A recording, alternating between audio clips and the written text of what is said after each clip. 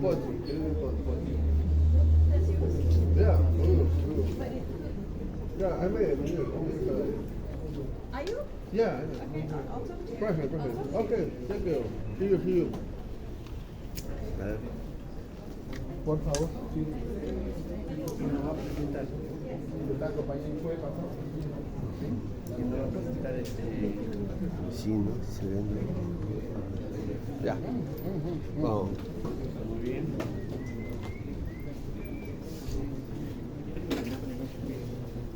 ¿Quieres que lo pase con la mano? Tuve una presentación acá.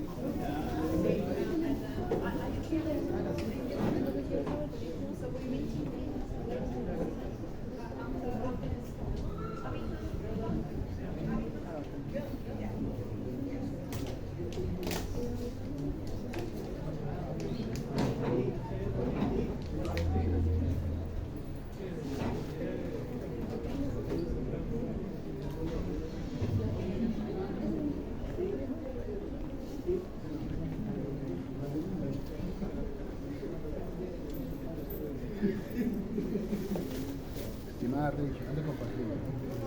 Gracias. Sí, solamente hay para 40. Voy.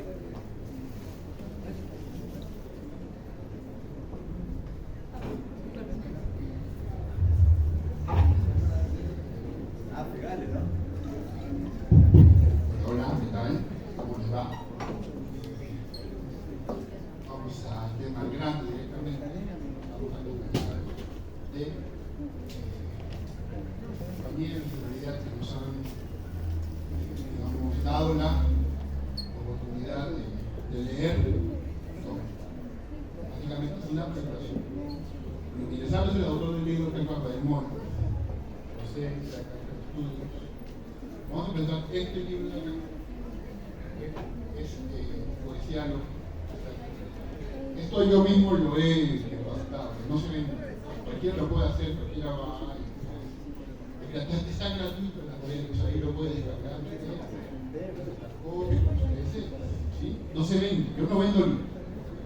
Respeto a los que lo hacen, respeto mucho, pero yo no lo hago, ¿sí? Bueno, dicho esto, me gustaría presentar acá a mi compañero de la derecha, que es el señor, en este caso es magíster, si no me equivoco, Diego Lima Ardito, que es maestrando en epistemología en la Universidad Nacional Mayor de San Marcos, con la tesis El mundo en el espejo, sobre los conceptos de forma lógica y tractatus y causa formal en los sistemas analíticos. Es miembro de la Cátedra Iberoamericana de Filosofía de Leibniz de la Universidad de Granada y miembro de la Academia Nacional de Ciencias Artes de Filosofía. Sus áreas de investigación son la metafísica, la epistemología, la lógica, la metafilosofía. Es además autor de un poemario, Música para Tarantos, publicado en el 2016 por la editorial Será. Actualmente se desempeña como asesor para la Escuela de Profesores del Perú y le vamos a dar el paso en una fuerte palabra.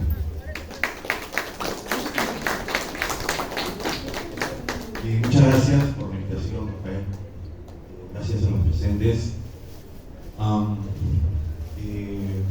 He preparado un pequeño texto que lo voy a leer. Una disculpa, me ha sido imposible memorizarlo en tan poco tiempo. Así que empezamos. Hubo un tiempo en que los filósofos iban de ciudad en ciudad de anfiteatro en anfiteatro, recitando poemas sobre conocimientos ignotos y casi místicos. Estas peregrinaciones epistémicas, sin embargo, no siempre terminaban con coronas de laureles. El gran filósofo y filólogo José Gauss, citando a García Vaca, nos cuenta que algunos de esos recitales acababan efectivamente a pedradas y con el poeta huyendo de la muchedumbre enardecida. El público no siempre recibía con flores la revelación de que el elemento que constituye el mundo era lo ilimitado, o que el sol no era un dios, sino apenas una piedra incandescente, o peor aún, que el ser no puede no ser. En los albores de nuestra tradición de pensamiento, todavía no existía una línea divisoria clara entre el filósofo, el científico y el poeta. Los grandes sistemas del mundo, para usar esa expresión tan evocadora de Duhem, se comunicaban en hexámetros vibrantes y con coloridas imágenes nos ofrecían los frutos de las investigaciones más avanzadas de la época. Eran, en el sentido más estricto y bello, poesía lógica. Con el tiempo, las formas más prosaicas, introducidas por el aforismo punzante de Heráclito y los textos inevitablemente más áridos de Anaxágoras y los atomistas, fueron desplazando la vieja forma de transmitir la sabiduría. El verso se hizo exclusivo de la narración de batallas, los mitos, las elegías. Se hizo, en definitiva, el vehículo de la fantasía o de la historia, mientras la filosofía y la ciencia se vestían con la túnica gris de la solemnidad. Lo que vino después es conocido por todos. Llegaron los tratados, las súbulas, la densa y a veces indigerible prosa de los helenísticos, los escolásticos y los modernos. Y la sabiduría se fue enclaustrando, convirtiéndose en el privilegio de aquellos que podían permitirse el tiempo para descifrar esos códigos. Los sabios ya no le hablaban directamente a su pueblo, y el riesgo de recibir una pedrada fue sustituido por el riesgo más sutil de la incomprensión y el ostracismo. En esas condiciones llegó el saber a nuestra época, producto del análisis, de la división infinita, del corte sin sutura. Los poetas, en muchos casos, han sido desterrados de la polis a los lisérgicos recitales del jirón Inca. Los geólogos, me atrevería a decir, son una especie que podría ser declarada en extinción. Los científicos de la llamada ciencia normal se han convertido en el proletariado de las industrias, esperando su turno en un laboratorio donde quizá pasan el día investigando la fragancia para un nuevo jabón o el color del grano de un nuevo detergente. Y los filósofos, pues nos debatimos entre el solipsismo y la endogamia académica, esmirriados por la tiranía de las revistas, ordeñados por la necesidad de publicar un paper que, seamos sinceros, nadie leerá, y si es leído, nadie entenderá. Es por eso que la aparición de este libro, Poesía Lógica, del profesor Rafael Mora, despertó de inmediato mi interés y me ofrecí a presentarlo apenas lanzó la propuesta, porque creo que no es solo un conjunto de poemas, sino un brote que forma parte de una gran ola de pequeñas terminaciones, las cuales avisoran una nueva época para el pensar. Un pensar que no busca el desmantelamiento de la lógica, sino su integración a la prosa de la vida, que no sacrifica el cuál por el cuánto, que no segrega las cualidades de las cosas como si fueran máculas inservibles que impiden el conocimiento objetivo. El misterio, la belleza, la emoción, la coherencia, la estructura, todo integrado a la infinita red de procesos que es la naturaleza. En este libro, el profesor Mora nos muestra cómo la filosofía, la ciencia, las artes y, por qué no, la religión pueden volverse a encontrar. Nos permite intuir el flujo de la realidad, como aquel Aleph que custodiaba Carlos Argentino bajo su escalera, en el célebre relato de Borges. Un punto en el espacio donde están, sin confundirse, todos los lugares del universo. Saludemos pues la publicación de este libro que nos recuerda que un argumento lógico también puede reclamar para sí la belleza. Y permítanme despedirme entregándoles un pequeño fragmento de esta síntesis que ha logrado el profesor Mora, leyendo uno de sus poemas que aborda ni más ni menos la existencia del absoluto. El argumento ontológico, la idea de Dios.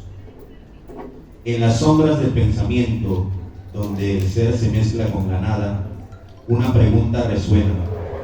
¿Cómo podemos conocer lo que es perfecto si no hemos tocado la perfección?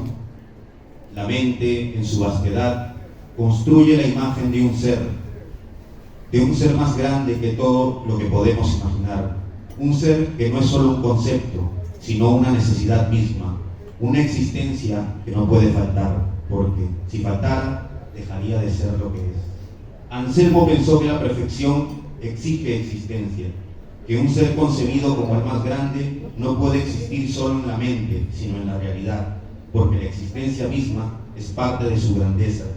Y de esta semilla de idea brotan las preguntas que desafían la lógica. Si Dios es necesario, ¿cómo puede existir la duda? Si la idea de Dios es posible, ¿cómo puede no serlo en el mundo real? Pero las paradojas se alzan como la piedra que no puede ser levantada por el ser que todo puede, y la contradicción se introduce en la mente, tejiendo hilos de ambigüedad entre lo posible y lo imposible. La mente de Gödel se adentró en este misterio, siguiendo los pasos de Leibniz y Descartes, como un viajero que busca la verdad en el reino de lo abstracto, donde lo perfecto no necesita ser probado, porque la idea de la perfección lleva en sí misma su existencia. Así, el argumento ontológico se convierte en un juego del pensamiento, un ludo entre lo que creemos y lo que sabemos, entre lo que es necesario y lo que es posible, donde la lógica misma se retuerce en la búsqueda de una verdad que no puede ser tocada, pero que se siente en el corazón de todo ser. Porque si lo divino es la perfección, entonces la perfección debe ser. Y si la perfección debe ser, entonces existe, como existe la luz en el infinito, como existe el amor en la razón, como existe el pensamiento que trasciende y se convierte en realidad. Gracias.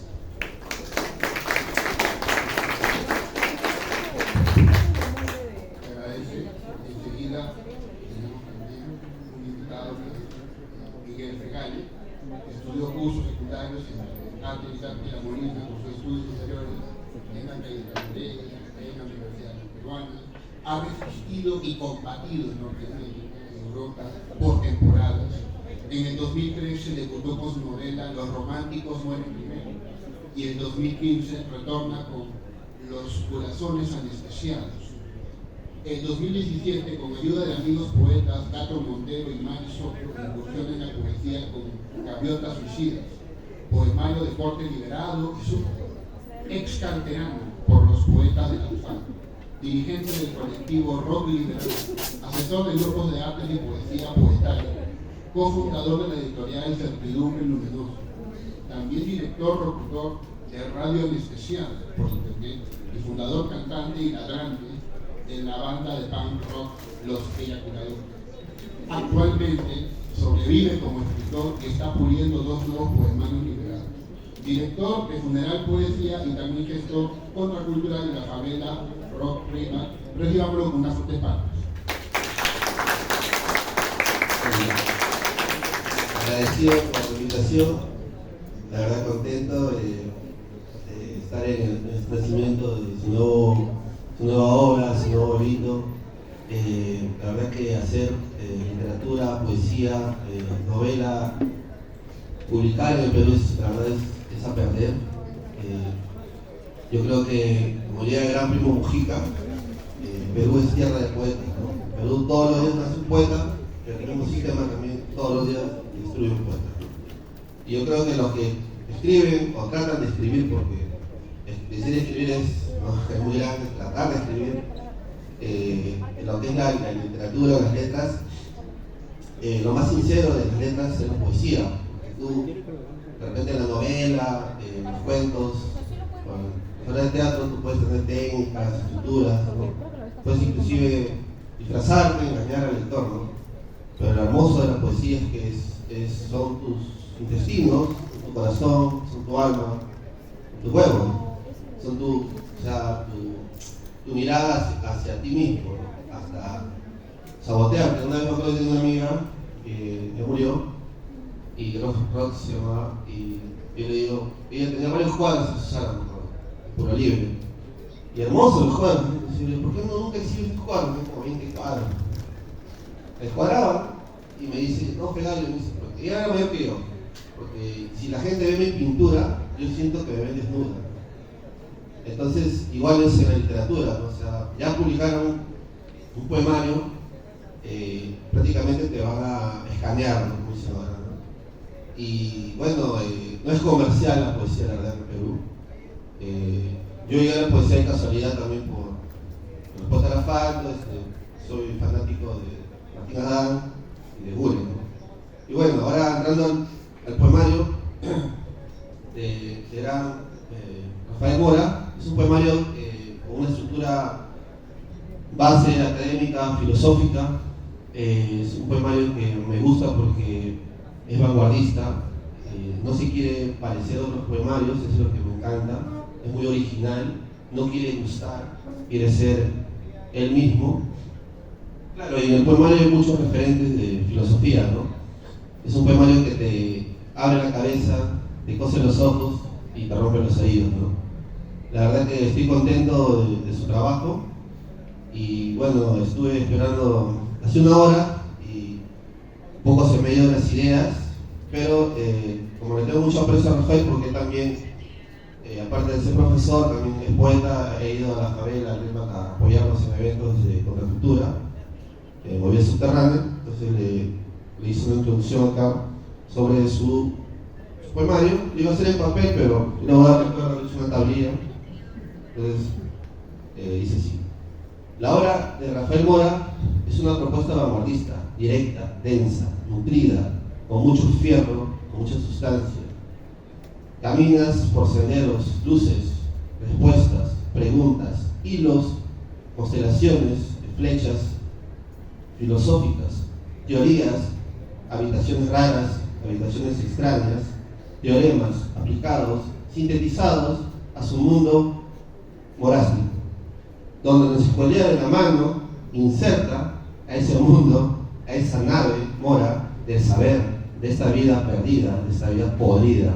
Ahí está la llave de Mora, las llaves de este poemario, sendero, honesto, este poemario carnoso, que nos trata de redimir, pero nos patea y abofetea la cara, nos traquea, nos interpela, nos electrocuta, nos ametralla con sus fórmulas, con sus saetas, para encontrar la razón y sin razón de nuestra vida enana, miserable, precaria y motherfucker.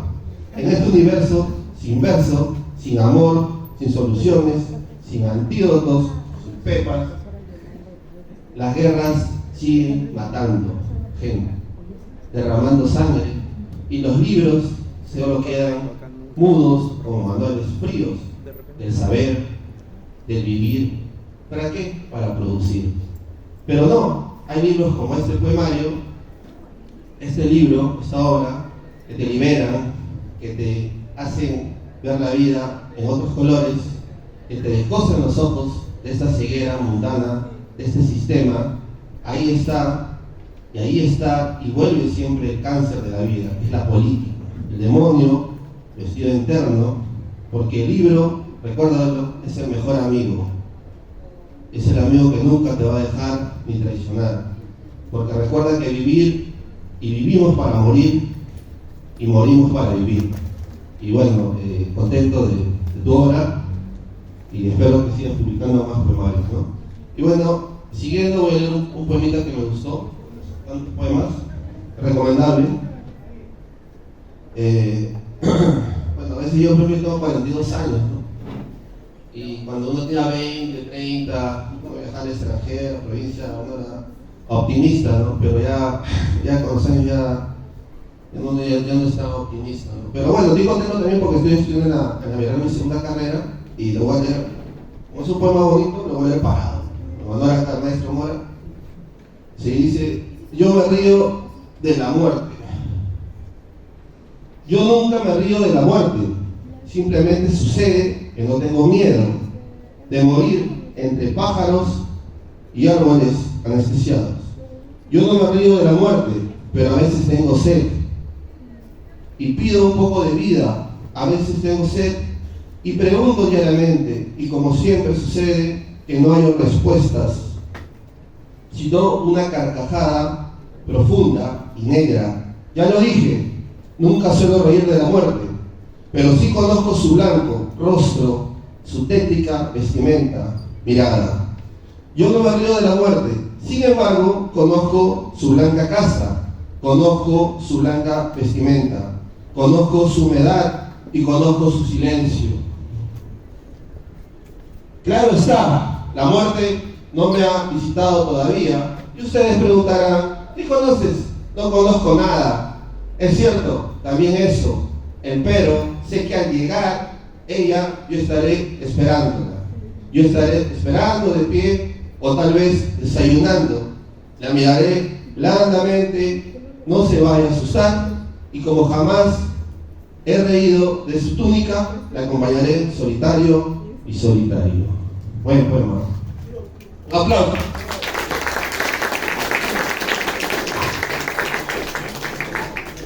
Ya, y para rematar, bueno, tengo un colectivo que se llama Funeral Poesía, con Nata Vicello, con Oti, con Ash, bueno, y Mara también que es integrado, y le hice la contratada para el comentario, y luego le pregunto, qué pena que con los años ya yo nunca usaba lentes, ¿no? O sea, mal de la vista, ¿no? A ver, la poesía de Rafael Mora nos lleva a una ruta 66 de filosofía, poesía, vida, académica, llena de caminos entrecruzados de lógica, senderos de verdades.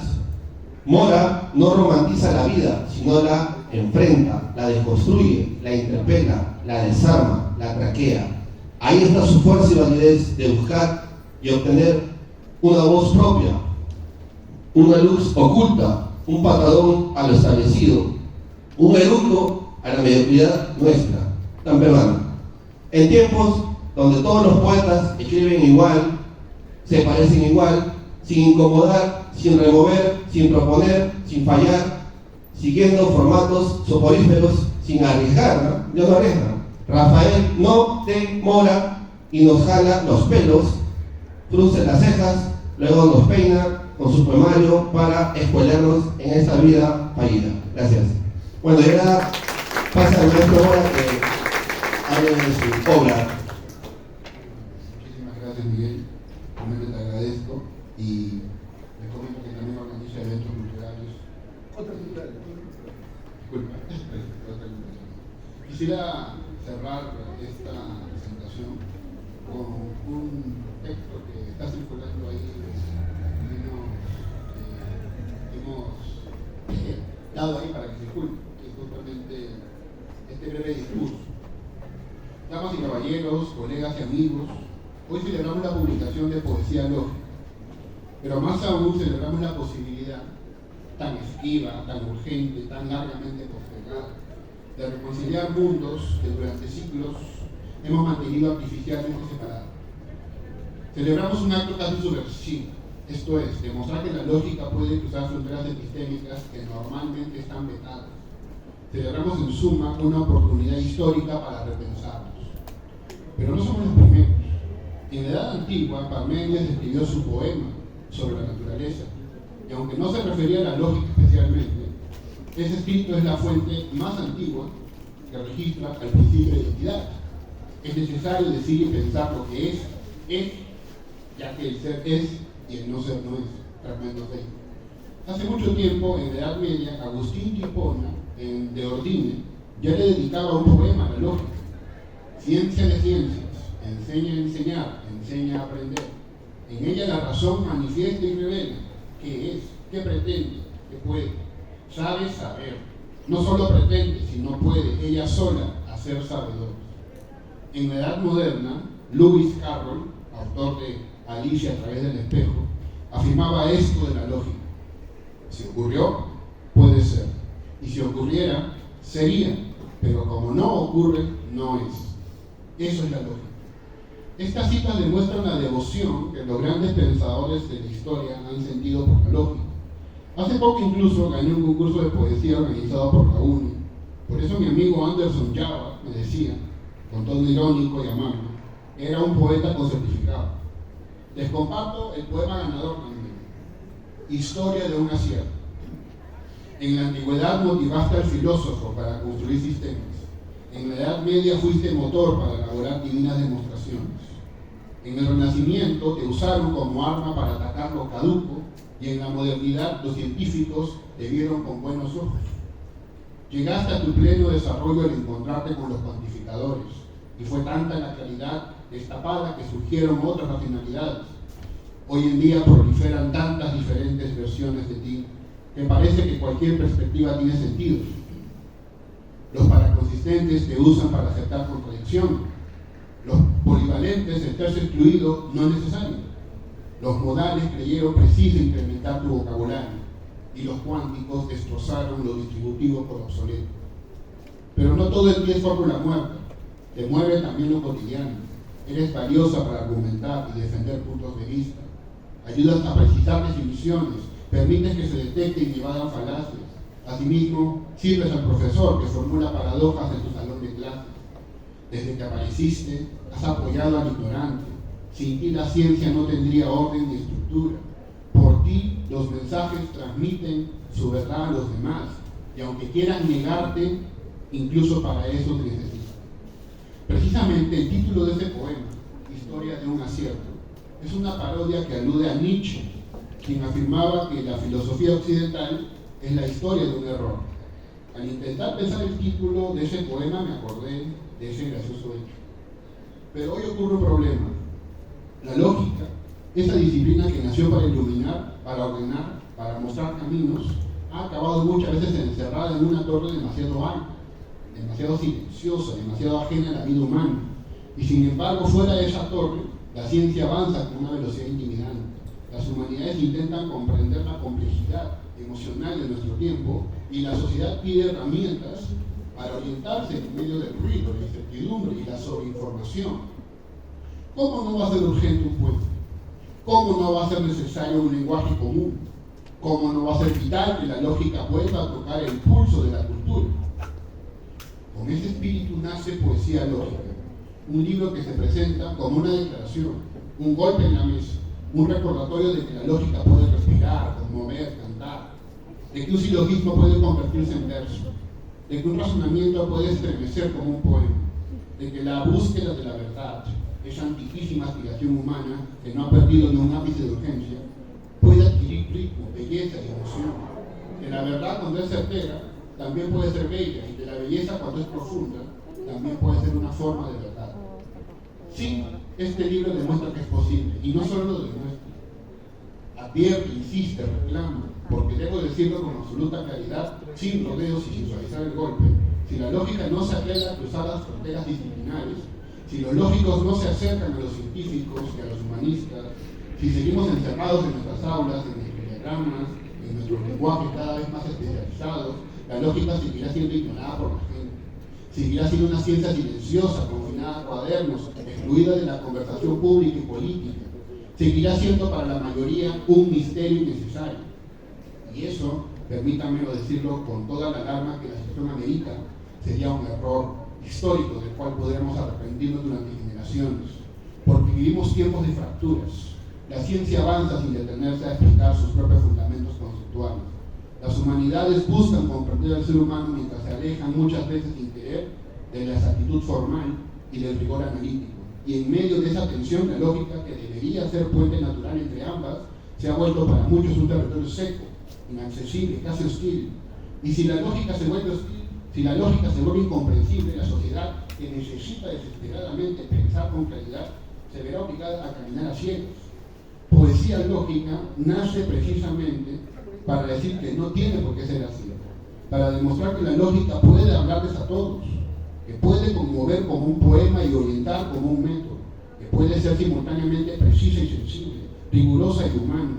Este libro es una invitación, pero también un llamado de atención, un llamado urgente, casi apremiante, porque si nosotros, quienes estamos enamorados de la lógica, seguimos dialogando solo entre nosotros, si no entablamos puentes con los científicos que exploran la complejidad del mundo físico, o con los humanistas que descifran la complejidad del alma humana, entonces esa lógica que veneramos se convertirá en un lujo académico, un hermoso objeto quizá, pero sin impacto cultural, un esfuerzo intelectual respetable, pero estéril, un árbol lleno de ramas, pero sin frutos. Necesitamos dar el paso, necesitamos escucharnos mutuamente, necesitamos permitir que la lógica entre al laboratorio, en el aula de literatura, en la calle, en la favela, en la plaza, en la vida cotidiana. Necesitamos que la lógica deje de ser la disciplina a la que solo acuden los especialistas y pase a ser un instrumento de comprensión del mundo, accesible, vivo y humano. Porque, y aquí es donde debemos ser especialmente sinceros, estamos frente a un riesgo real. Si la lógica no se transforma, será olvidada. Ninguna disciplina que renuncie al diálogo con la cultura permanece relevante. Ninguna teoría que no se atreve a hacerse comprensible logra cambiar el mundo. Pero poesía lógica quiere precisamente cambiar algo. Quiere agitar conciencia, remover certezas, proponer caminos nuevos. Quiere demostrar que pensar no es un acto frío, que razonar no es un castigo, que analizar no es un privilegio reservado a unos pocos. Quiere devolverle a la lógica su capacidad de tocar el corazón sin renunciar a la verdad. Poesía lógica es un experimento, pero también una advertencia. Una advertencia sobre lo que podemos perder si seguimos fragmentados.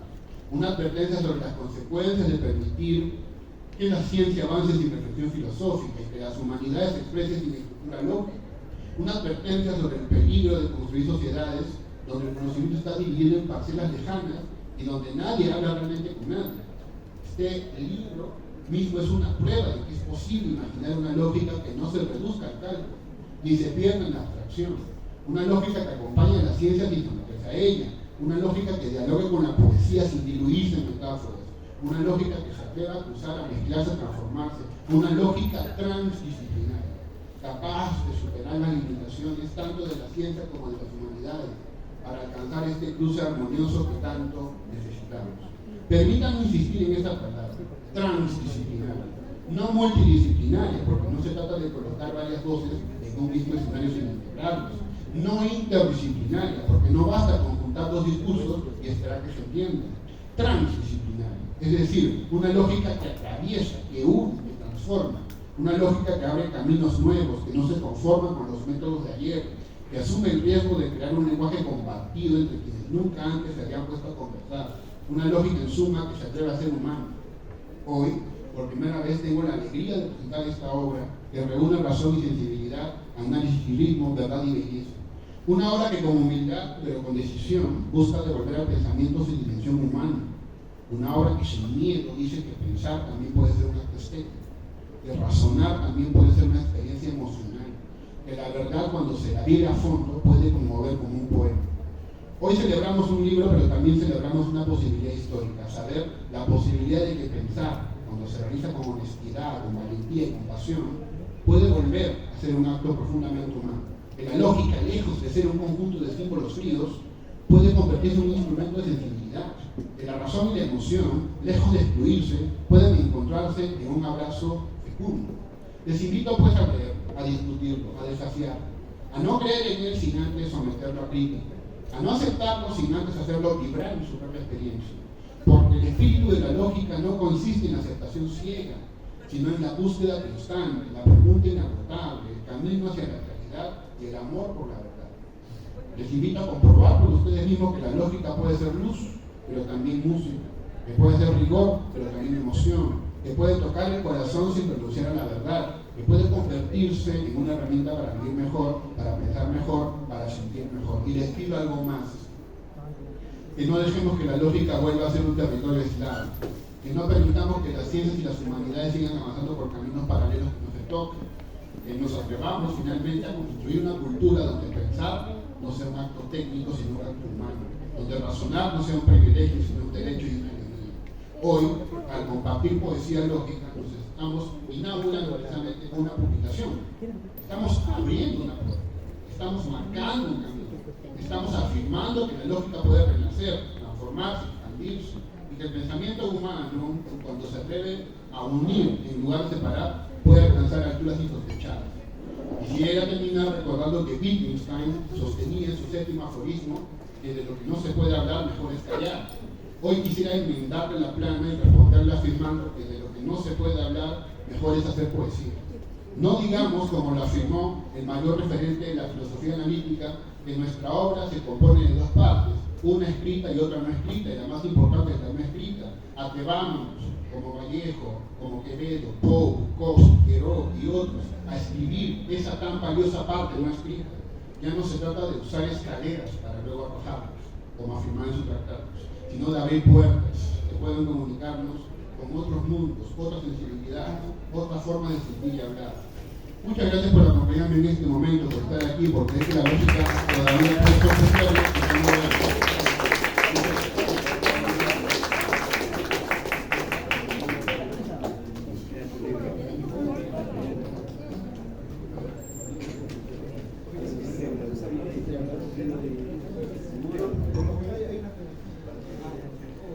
Agradecemos al profesor Dr. Rafael Mora y a sus invitados por haber presentado su libro Poesía Guayana.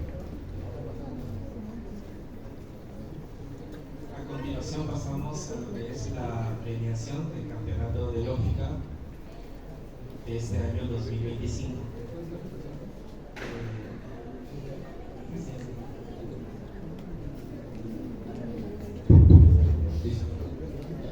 Bueno, se agradece también la presencia de los estudiantes. Justamente se organizó un campeonato de lógica, lo que se llamaría la segunda versión, en honor al lógico peruano Juan Bautista Ferro Silva, muy amable, gracias.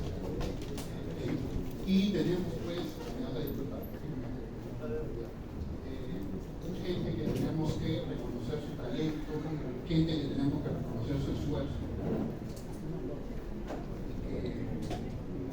Es muy importante estos primeros pasos, reconocerlos, porque se llamarán pues, vamos a entregar lo que son las menciones honrosas.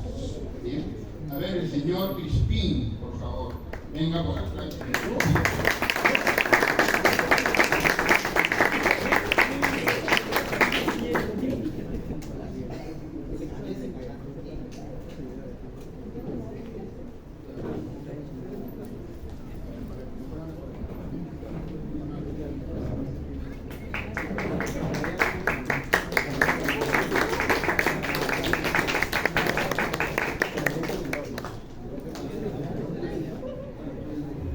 Certificado que se ha hecho para que pues, se recuerde este evento, y por ahí una sorpresita, un libro del pasado, se llama El Teorema de Fermat, de quien fue mi profesor, que fue Alejandro Chávez Noriega. Es un texto pues de una época muy antigua, espero que lo aprovechen. Muchísimas gracias por favor. Siguiente mención honrosa, vamos a hablar acá de Canto, por favor, que pasa adelante, Rachel Canto, muy bien, por favor.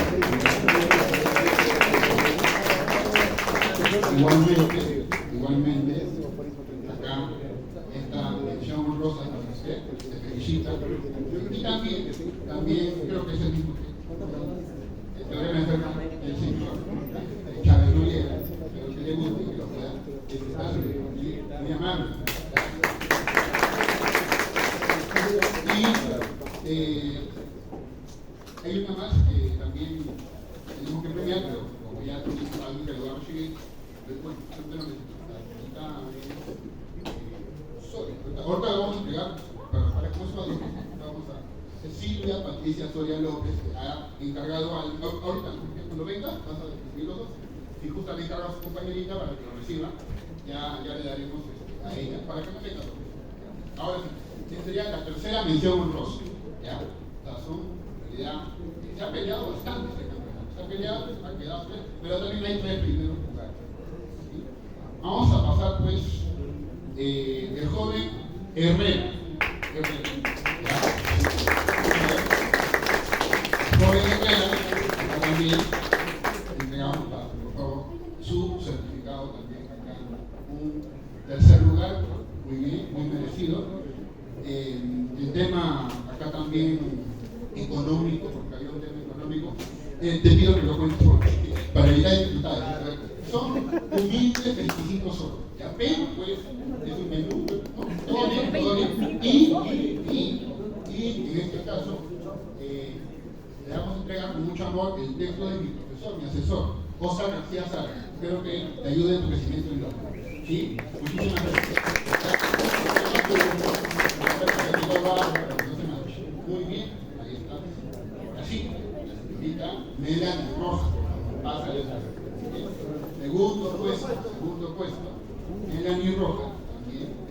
ya ha alcanzado aquí y es una base ya de 4 años, ¿verdad? Ya pasa el 5º año.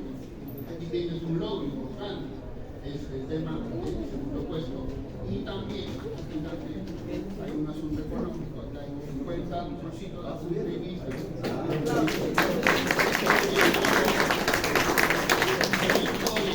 Y también un libro pues, del maestro Wittgenstein, el tratado.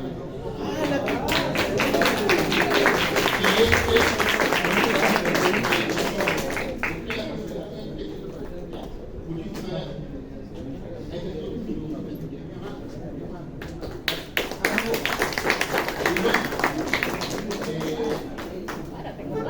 El primer lugar, Gerson Martel.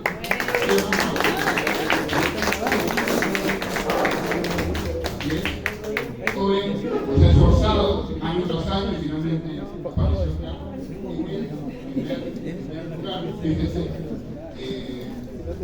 Y bueno, también el certificado, acá está, el certificado, ahí lo tiene. Y bueno, también aparte de eso, el tema económico que está. Los hijos son, a ver, y en este caso, el libro ya hay problemas de licencia de gráfica jurídica, publicado por Mora, Yaca, Sánchez, y también Mayo Navarro, que está aquí. ¿Nos va a pasar?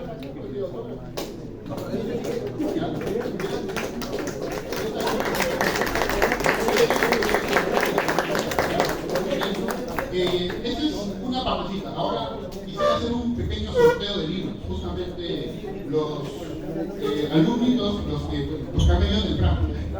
Los que han venido temprano, les hemos dado algo, les hemos dado para que firmen algo por acá.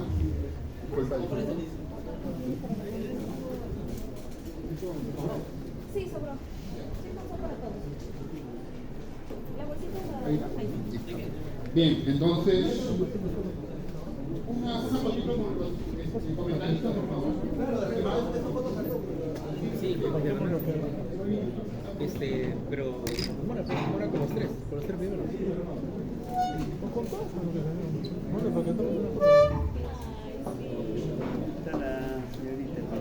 No, primero ellos con lo del libro y después los ganadores.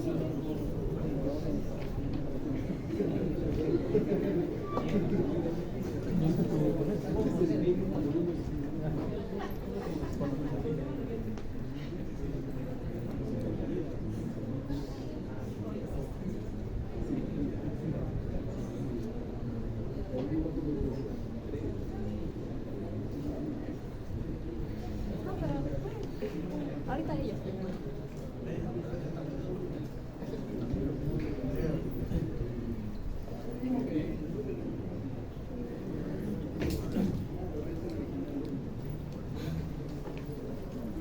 Perdón.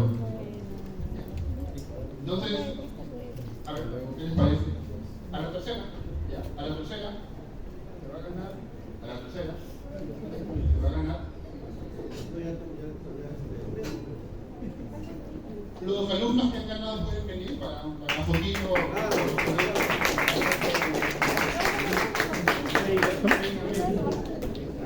También, que cantar. Bueno, ya.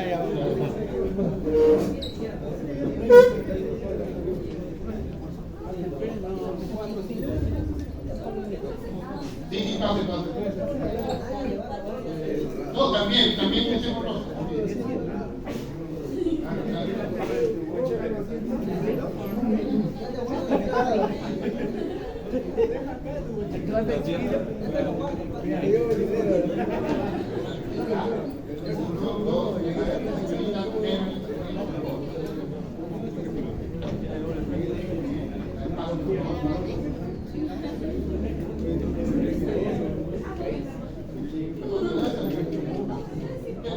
Sí, esa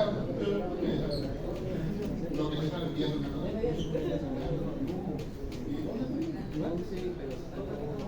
Por acá les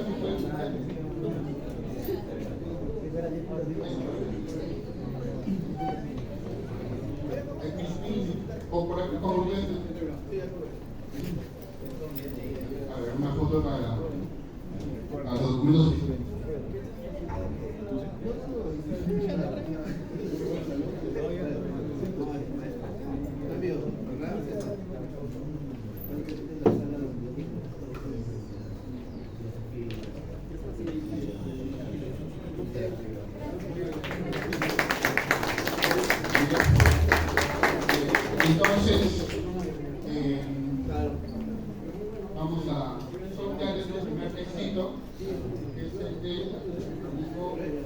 musical fue donado por el profesor Carrera.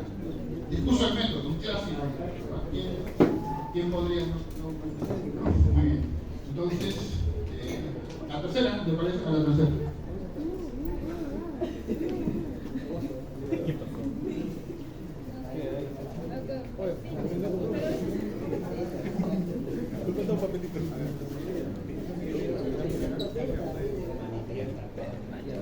Este lo va a ganar. Este no va a ganar. Ponte negro. A ver, dígame,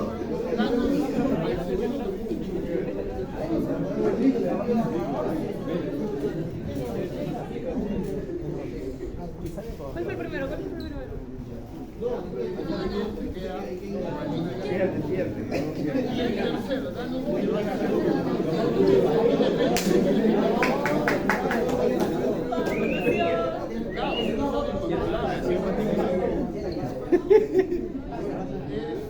Burneo.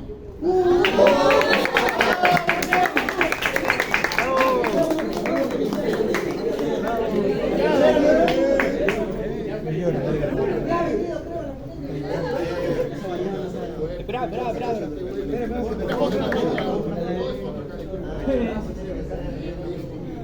Vamos a pasar igual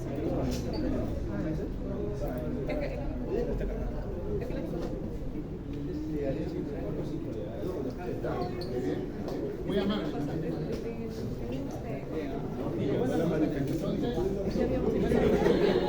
Vamos por acá, podría ser seguramente por aquí puede ser.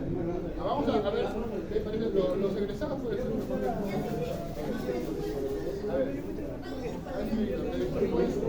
vamos a ver la primera, la que fue. Vamos a ver. Pereira no va a tener no, por si acaso, no dije el texto. El texto es este.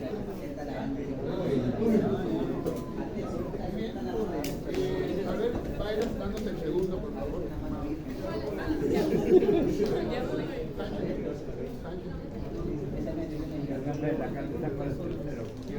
Este es el que tampoco, bueno, que es Quispe. El que nos va a dar, el que gana, a ver, Sánchez.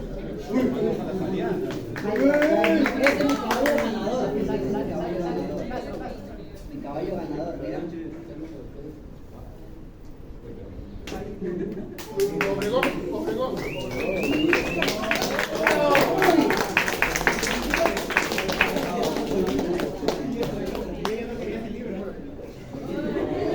Con la foto. El outfit de la foto.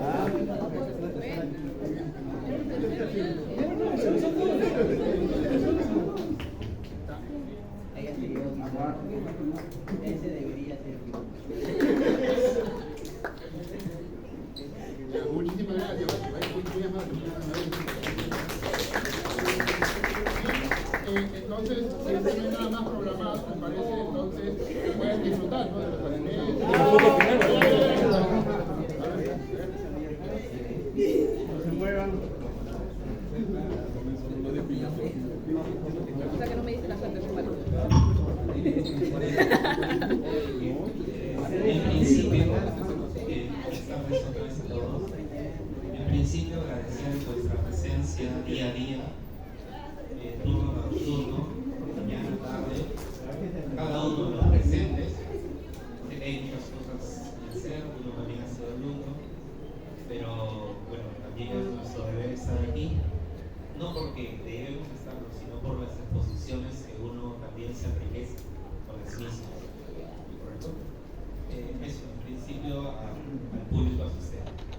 Lo otro también, hacer distinción a cada uno de los docentes, sin ninguna excepción, de nuestra escuela profesional de filosofía, de nuestro departamento de filosofía, que han contribuido con un granito de arena para lo que es la realización de este evento. Sin cada uno de ellos, sin cada uno de nosotros, no hubiese sido posible ello, no solamente por su tiempo dedicado en todos estos días, sino también por los distintos presentes que han traído, tanto de cuestiones materiales y tanto de cuestiones alimenticias. Toda esa logística atrás tiene un movimiento único, ¿no? El motor de la voluntad. Así que agradecer a cada uno de los docentes, sin ninguna excepción, por ese tamaño de apoyo. Y lo otro y último,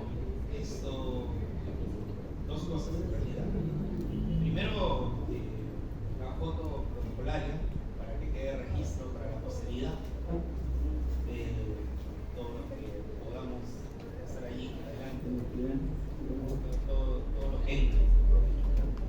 Y lo otro, después vamos a hacer un brindis con respecto a lo que es nuestra despedida, y sobre todo por el día de ayer, fue el Día Mundial de la Filosofía, que